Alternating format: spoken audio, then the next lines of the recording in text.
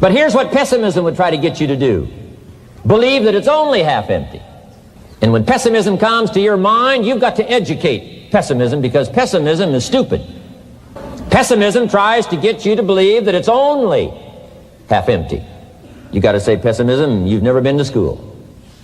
Too dumb and stupid to know. Of course it's half empty, but it's not only half empty. It's also half full. I'm asking you to be in charge. Be in charge of your own mind. Be in charge of your own destiny. In transforming our lives, we don't start with attitude. We don't start with the inspiration here. We start with education. Somebody says, well, I expected you to just come get motivated today. Well, that probably won't do it. Somebody says, by now we should be standing on the chairs, waving a flag, singing the old gray mare. Get going here. No, that's not where you start. Life change does not start with inspiration. Life change starts with education. You've got to be educated to the point of where you might have messed up. My teacher put it in blunt, simple language. He only went to the 9th grade in school, so he put it in simple language I could understand.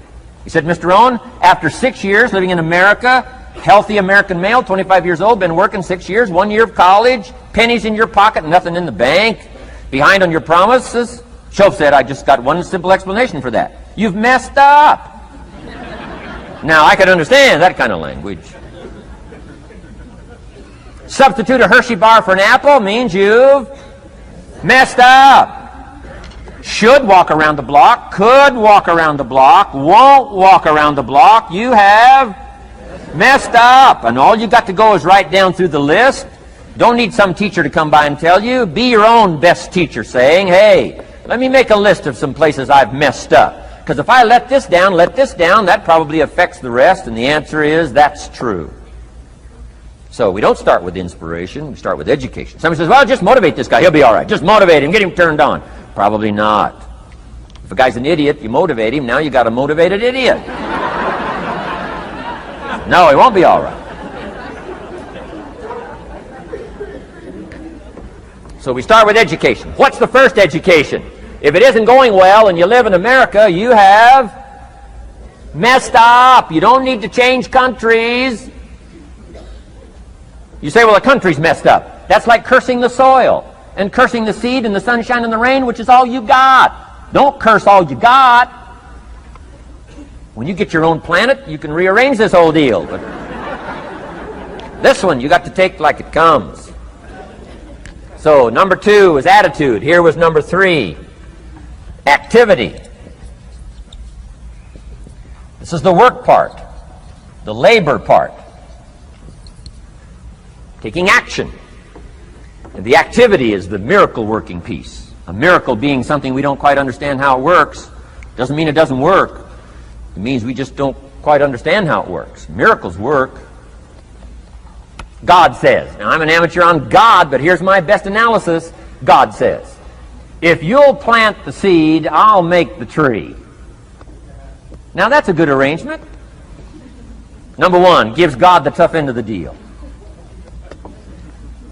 What if you had to make the tree? That'd keep you up late at night trying to figure out, how do you make a tree? Say, no, I'm telling you, the mystery and the miracle of this stuff has already been set up. God says, I got the miracle going, I got the seasons going, I got some sunshine and some rain, and I'm God, but the way I've arranged it, I just need somebody to plant the seed, not chant. In California, they're trying to chant to get this stuff done. Forget this California stuff. You don't have to rub a crystal and sleep under a pyramid. This stuff's too easy. Getting rich is too easy. Changing your life is too easy. Forget all that. Right? Massive bombard, affirmation, forget all that. My opinion. Ocean waves and seagulls, come on, this stuff's too simple. Just simple, easy stuff. But if you neglect it, that's how it piles up year after year. But if you're willing to straighten it out, and here's one of the keys. It's called activity. It's called disciplines. Turning wisdom from your philosophy and inspiration, the strengthening of attitude and faith and courage, commitment, and all this stuff that comes from attitude. If you're willing to take these 2 qualities, philosophy and attitude, and invest it into activity, you can have a miracle. Anything short of that, no miracle. Wisdom doesn't perform a miracle. Attitude doesn't perform a miracle. The only thing that performs a miracle of increase called equity is called putting wisdom and attitude into discipline, into labor. And this labor now can perform a miracle. And here's the two parts to the labor. One, do what you can. Number two, do the best you can. Can't give you better advice than that. Number one, do what you can. You just got to go home and make a list after today. And here's the question to ask as you make this personal list. What am I not doing that would be easy to do? That could greatly change my health, my wealth? What am I not doing I'm neglecting that would be easy to do? Just go home and answer that question personally. You don't have to put the answers on a public bulletin board. This is just all personal stuff. From the walk around the block to the apple to what to do with your money, which we're going to cover today. What does a child do with $1? We're going to cover that today. Errors in judgment, disaster. Few simple disciplines, wealth beyond imagination. And if you'll pick up the activity part, the miracle working part, plant the seed part, take care of your part. The soil will take care of its part, and the seed will take care of its part.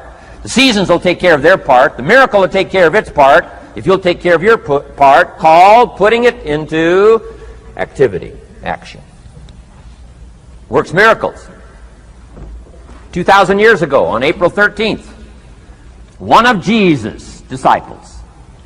Now again, I'm an amateur on the Bible, but best as I can remember it, one of Jesus' disciples said to Jesus, "It's time to pay our taxes and we don't have any money." That's how come I know it was about April 13th.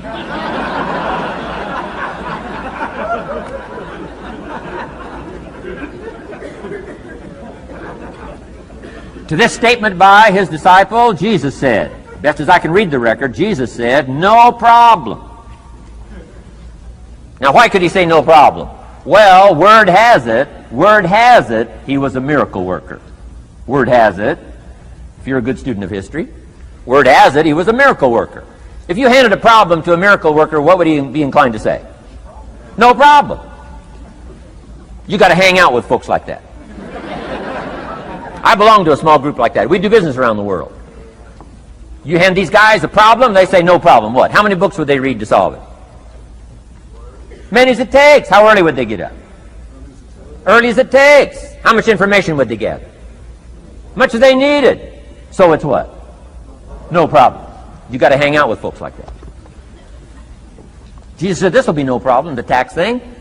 He said to his disciple, it's simple. Go fishing. Wow.